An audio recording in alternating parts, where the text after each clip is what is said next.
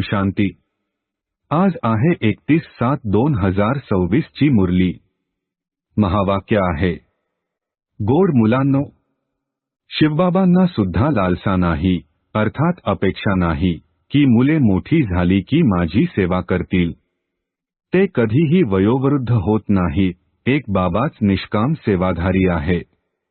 प्रश्न आहे, भोलानाथ शिवबाबा आम्हा सर्व मुलांचा खूप मोठा ग्राहक आहे, तो कसा?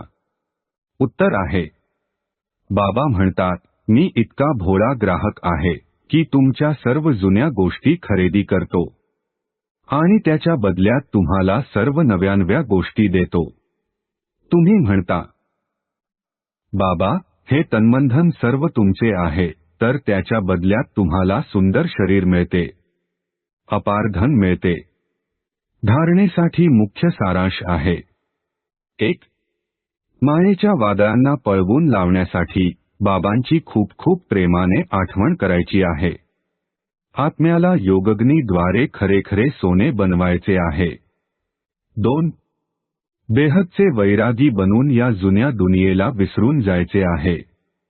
दुनिया परिवर्तित होत आहे, नवीन दुनियेमध्ये जायचे आहे। त्यामुळे या जुन्या दुनियेपासून संन्यास घ्यायचा आहे। आजचे वरदान आहे, पदोपदी सावधगिरी बाळगून पद्मांची कमाई जमा करणारे पद्मपती भव। स्पष्टीकरण आहे, बाबा मुलांना खूप उच्च स्थितीमध्ये राहण्याची पूर्वसूचना देत आहे। त्यामुळे आता या वेळी थोडे सुद्धा बेसावध राहायचे नाही। आता तर पावलोपावली सावध राहून प्रत्येक पावलामध्ये पद्मांची कमाई करत पदमपती बना। जसे नाव आहे पद्मापदम भाग्यशाली, तर तशी कर्म देखील असावी। एकही पाऊल पद्मांच्या कमाई विना जाऊ नये। तर अतिशय विचारपूर्वक श्रीमतानुसार प्रत्येक पाऊल उचला। श्रीमतामध्ये मनमत मिसळू नका।